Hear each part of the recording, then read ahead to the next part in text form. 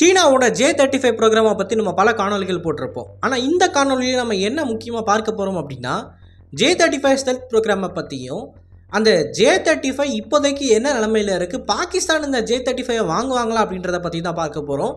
மற்றும் இந்த ரிப்போர்ட் எதை பேஸ் பண்ணி இருக்க போகுது அப்படின்னா, சவுத் கொரியா சமீபத்தில் ஒரு முக்கியமான ஆர்டிக்கலை வெளியிட்டிருக்காங்க. அந்த ஆர்டிக்கலில் J-35 போர் விமானங்களை சீனர்கள் அதோட ஃபூஜிகான் அப்படின்ற ஏர்க்ராஃப்ட் கேரியர்லேருந்து லான்ச் பண்ணியிருக்காங்க.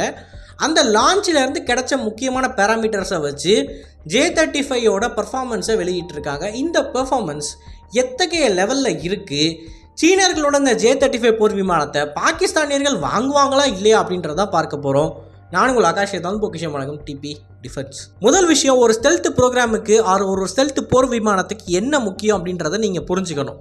ஸ்டெல்த் ப்ரோக்ராமை பற்றி பேசுகிறப்ப நிறைய பேர் என்ன சொல்லுவாங்கன்னா, ஸ்டெல்த் கோட்டிங் மெட்டீரியல்ஸ் எந்த அளவுக்கு தரமாக இருக்குன்றது முக்கியம், அல்லது இந்த ஸ்டெல்த் ப்ரோக்ராம் அதாவது இந்த ஸ்டெல்த் போர் விமானம் எத்தகைய வடிவமைப்பை கொண்டிருக்கு, எவ்வளோ தூரம் ரேடார் அலைகளை டிஃப்ளெக்ட் பண்ணி விடுது, ரிஃப்ளெக்ட் பண்ணாமல் அப்படின்றது ரொம்ப முக்கியம்னு சொல்லி நிறைய பேர் சொல்லுவீங்க.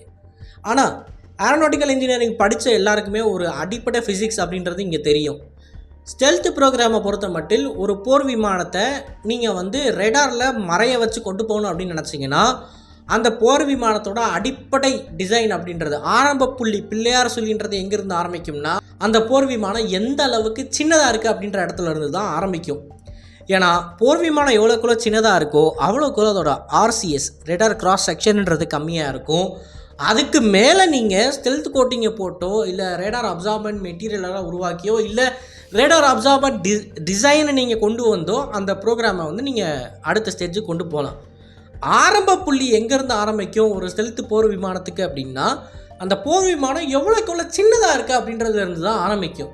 ஆனால் நீங்கள் எவ்வளோக்குள்ள சின்னதாக அதை உருவாக்க முடியும் அப்படின்னு நினைக்கிறதுல ஒரு லிமிட்டேஷன்ஸ் இருக்குது.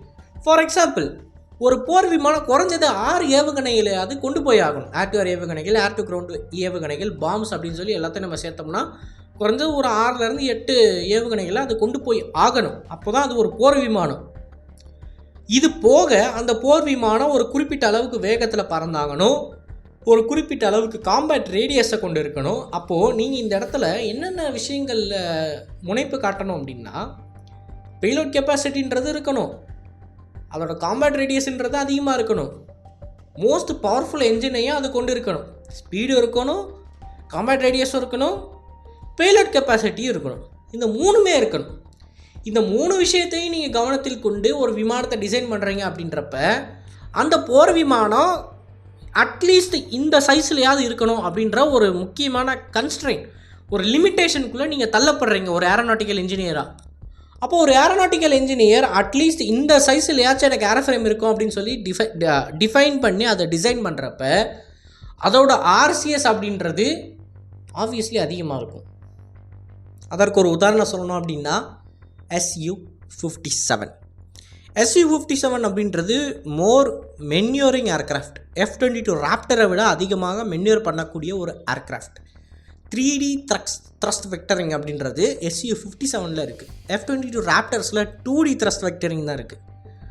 Su-57ஆல் மாக் 1க்கு மேலே க்ரூஸ் பண்ண முடியும். க்ரூசிங் ஸ்பீடுன்றது மாக் 1. அது போக காம்பேட் ரேடியஸ் அப்படின்றதும் Su-57ல் தியரிட்டிக்கலி F-22 கம்பேர் பண்ணுறப்போ ரொம்ப அதிகமாக இருக்குது. இதெல்லாம் எப்படி ரஷ்யன்ஸ் அச்சீவ் பண்ணியிருக்காங்க அப்படின்னு நீங்கள் கேட்டிங்கன்னா, சிம்பிள், அந்த போர் விமானத்தை பெருசாக உருவாக்கியிருக்காங்க. அதோட சைஸ் பெருசாக இருக்கிறதுனால அதிகமான பேலோடு எடுத்துகிட்டு போக முடியுது, அதிகமான எரிபொருள் எடுத்துகிட்டு போக முடியுது, மிகப்பெரிய 3D த்ரஸ்ட் வெக்டரிங் என்ஜின்ஸை அந்த போர் விமானத்தோட ஏர்ஃப்ரேமில் பொருத்த முடியுது. இதனால தான் அந்த ஏர்க்ராஃப்ட் இந்த முக்கியமான கேட்டகரிஸில் சுப்பீரியராக இருக்குது F-22 ராப்டரை பொறுத்த வரைக்கும். ஆனால் ஆர்சிஎஸ் ரேடார் கிராஸ் செக்ஷன் அப்படின்ற அந்த மேட்டரை மட்டும் எடுத்துக்கிட்டீங்க அப்படின்னா, F-22 is more superior than Su-57 just because F-22 is a smaller aircraft. அதோட ஏர் ஃப்ரேம் சின்னதாக இருக்குது அப்படின்ற ஒரே காரணத்தினால Su-57 கம்பேர் பண்ணுறப்ப F-22 அப்படின்றது மோர் ஸ்டெல்த்தி ஏர்க்ராஃப்ட். ஸ்டெல்த் கோட்டிங்கை நீங்கள் சேர்க்காமல், ஸ்டெல்த் மெட்டீரியல்ஸை சேர்க்காமல், ஸ்டெல்த் டிசைனை சேர்க்காமல் நீங்கள் பார்த்தீங்கனாலுமே F-22 இஸ் மோர் சுப்பீரியர். இதுதான் இந்த இடத்துல ரொம்ப ரொம்ப முக்கியமான ஒன்று. ஒரு ஸ்டெல்த் ஏர்க்ராஃப்டை நீங்கள் உருவாக்கணும் அப்படின்னா, the aircraft has to be small, சின்னதாக இருக்கணும். ஆனால் சின்னதாக நீங்கள் எவ்வளோக்குள்ள உருவாக்குறீங்களோ அந்தளவுக்கு அதோட காம்பேட் ரேடியஸ்ன்றது கம்மியாகும், அந்தளவுக்கு அதோட பேலோட் கெப்பாசிட்டின்றதும் கம்மியாகும். இப்போது உலகத்திலேயே சிறந்த ஸ்டெல்த் ப்ரோக்ராமை உருவாக்கணும் அப்படின்னு நீங்கள் நினச்சிங்கன்னா, உலகத்திலே சிறந்த 5ஆம் தலைமுறை போர் விமானத்தை நீங்கள் உருவாக்கணும் அப்படின்னு நினச்சிங்கன்னா, உங்களுக்கு இருக்கிற ஒரே ஆப்ஷன் உலகத்திலே ரொம்ப எஃபிஷியண்ட்டான என்ஜினை உருவாக்குறது மட்டுமே. ஏன்னா நீங்கள் பேலோட் கெப்பாசிட்டியில் கை வைக்க முடியாது. 5 ஏவுகணை எடுத்துகிட்டு போகிற இடத்துல 3 ஏவுகணை எடுத்துகிட்டு போகிற மாதிரிலாம் நீங்கள் விமானத்தை டிசைன் பண்ண முடியாது. ஆனால் 500 டன் எரிபொருள் எடுத்துகிட்டு போக வேண்டிய இடத்துல 200 டன் எரிபொருள் எடுத்துகிட்டு போகக்கூடிய ஒரு ஏர்ஃப்ரேமை நீங்கள் உருவாக்க முடியும். உங்களோட ரெஸ்ட்ரிக்ஷன் அப்படின்றது ஃபியூயல் கெப்பாசிட்டியில் மட்டும்தான் இருக்கணுமே தவிர பேலோட் கெப்பாசிட்டியில் இருக்க முடியாது. ஏன்னா பேலோட் கெப்பாசிட்டின்றதை நீங்கள் குறைக்கவே கூடாது, அது அப்படியே தான் இருக்கணும். எந்த இடத்துல நீங்கள் குறைக்க முடியும்னா ஃபியூயல் கெப்பாசிட்டியில் மட்டும்தான் குறைக்க முடியும். அப்போது அல்டிமேட்லி உங்கள் போர் விமானத்தோட என்ஜின் எந்த அளவுக்கு எஃபிஷியண்ட்டாக இருக்கோ அந்தளவுக்கு சிறந்த 5th ஜென் ஃபைட்டர் ஜெட்டை உருவாக்க முடியுன்றது தான் தியரி. அதுதான் ப்ராக்டிக்கலாக உலக போர் விமானங்கள் உற்பத்தி பண்ணக்கூடிய நாடுகளும் முயற்சி பண்ணிகிட்டு இருக்காங்க. That's why American aircrafts are superior because they have the most efficient engine. அதனால தான் யூரோப்பியன்ஸ் 5ஆம் தலைமுறை போர் விமானத்தை உருவாக்குறதுல முனைப்பை காட்டிக்கிட்டு இருக்காங்க. ஏன்னா யூரோப்பியன்ஸ் கிட்டையும் உலகத்திலேயே எஃபிஷியண்ட்டான என்ஜின்ஸ் இருக்குது. ஸோ என்ஜின் எஃபிஷியன்சி அப்படின்றது இன்றியமையாத ஒன்று 5th ஜென் ஃபைட்டர் போர் விமானத்தை பொறுத்த மட்டும். இப்போது நம்ம J-35 போர் விமானத்தோட ப்ரோக்ராமுக்கு வருவோம். J-35 பொறுத்த மட்டும் 2 முக்கியமான என்ஜின்ஸ்ன்றது இருக்குது. WS-19 டர்போஃபேன் என்ஜின், இன்னொன்று WS-21 அப்படின்ற ஒரு டர்போஃபேன் என்ஜின். இந்த 2 என்ஜின்ஸுமே இந்த J-35 போர் விமானத்துக்கு தேவையான சக்தியை கொடுக்கறதுல தாராளமான ஒன்று அப்படின்னு நம்ம சொல்லலாம். பவரில் எந்த பிரச்சனையும் கிடையாது. ஆனால் இந்த J-35 bore விமானத்தோட engines WS-19 and WS-21 இந்த 2மே மேற்கு நாடுகள் போர் விமானத்தோட என்ஜின்ஸ் அளவுக்கு எஃபிஷியண்ட்டாக இல்லை. அதோட காம்பேட் ரேடியன்ஸ்ன்றது எஃபிஷியன்சி இல்லைன்ற காரணத்தினால குறைக்கப்படுது. F-35 போர் விமானத்தை கம்பேர் பண்ணுறப்பையோ F-22 கம்பேர் பண்ணுறப்பையோ இதோட காம்பேட் ரேடியஸ்ன்றது கம்மியாகுது. காம்பேட் ரேடியஸை அதிகப்படுத்தணும் அப்படின்னா சீனர்கள் இந்த போர் விமானத்தோட ஏர் ஃப்ரேமை நீங்கள் அதிக சைஸில் உருவாக்கணும். அப்போ தான் நீங்கள் அதுக்கேற்ற மாதிரி ஃபியூல் அக்காமடேட் பண்ணி அதோட காம்பேட் ரேடியன்ஸை கூட்ட முடியும். ஆனால் அதை சீனர்களால் பண்ண முடியாது. ஏன்னா சைஸை பெருசாக்குனீங்கன்னா RCSன்றது பை ஃபிசிக்ஸ் அதிகமாகும். அப்போது சீனர்கள் இந்த சைஸில் J-35 உருவாக்கினா மட்டும்தான் அது ஸ்டெல்த்தியாக இருக்கும் அப்படின்னு சொல்லி உருவாக்குறப்ப அதோட மட்டமான என்ஜின்ஸின் காரணமாக அதோட காம்பேட் ரேடியஸ்ன்றதும் அதோட ப்ராக்டிகாலிட்டி அது எந்த அளவுக்கு நம்மளால் போரில் பயன்படுத்த முடியும் அப்படின்றதும் மிகப்பெரிய லெவலில் பாதிப்படையுது. இதை தான் கொரியன்ஸ் சொல்லியிருக்காங்க.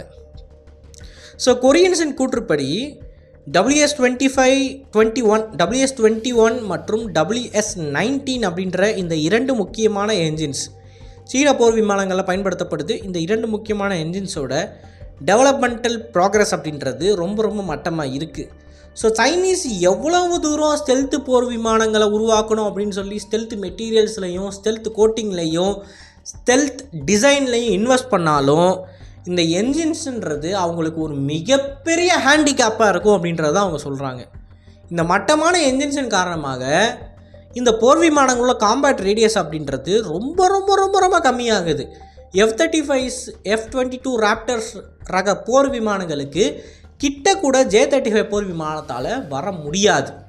அது மட்டும் கிடையாது, இந்த J-35 போர் விமானத்தை வாங்குகிற பாகிஸ்தானியர்களால் இந்த J-35 பேட்ரோலிங்கில் கூட ஈடுபடுத்த முடியாது. ரஃபேல் போர் விமானம் இந்த J-35 அளவுக்கு ஒரு சிறிய ரக போர் விமானம் தான்.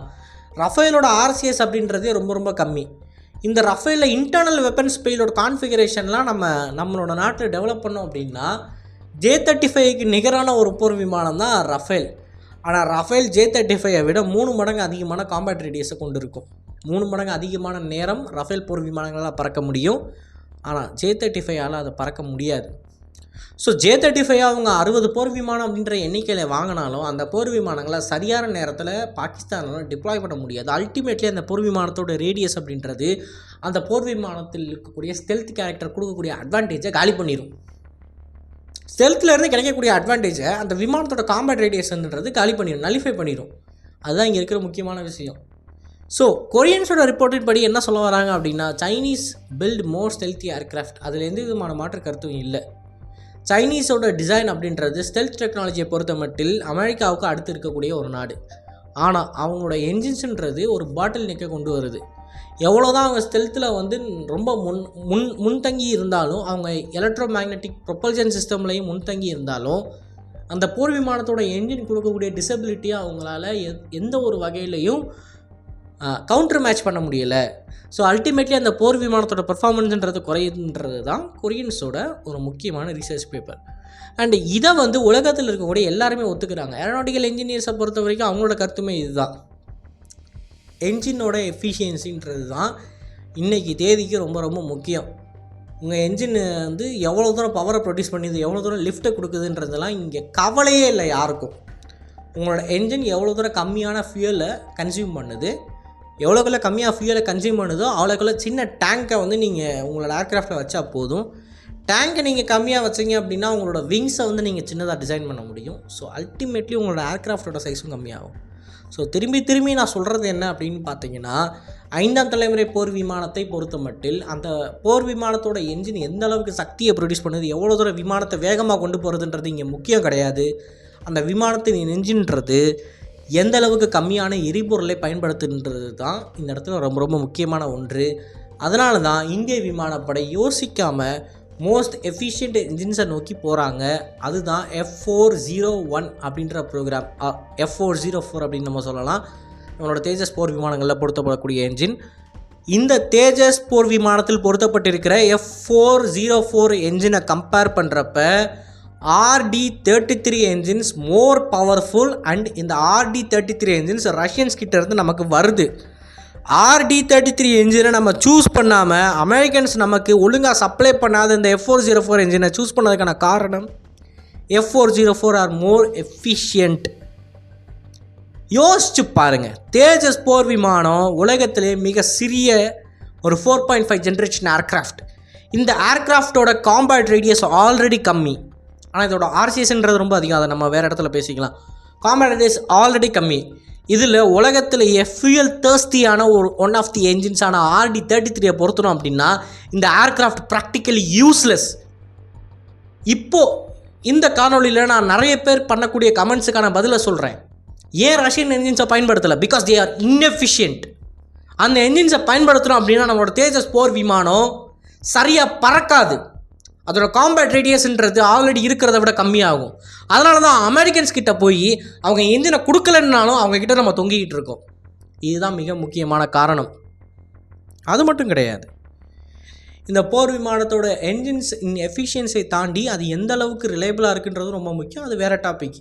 பட் ஸ்டில் இந்த காணொலி மூலமாக நான் சொல்லக்கூடிய கருத்து என்ன அப்படின்னா, என்ஜின் பர்ஃபார்மன்ஸ், என்ஜின் எஃபிஷியன்சி இது ரொம்ப ரொம்ப முக்கியம் ஒரு ஏர்க்ராஃப்டோட பர்ஃபார்மன்ஸை முடிவு பண்ணுறதுல. So Chinese aircrafts May look superior but they are not superior. இந்த காணொலியில் நான் சொல்லக்கூடிய கருத்துக்களை பற்றி நீங்கள் என்ன நினைக்கிறீங்க அப்படின்றத மறக்காமல் கமெண்ட்ஸில் பதிவிடுங்க. அண்ட் இது போல் நிறைய தகவலை தெரிந்து கொள்ள TPTVS பேஜை ஃபாலோ பண்ணிக்கோங்க. நல்லதை பருந்து நல்ல சமுதாயத்தை வரும். நன்றி, வணக்கம்.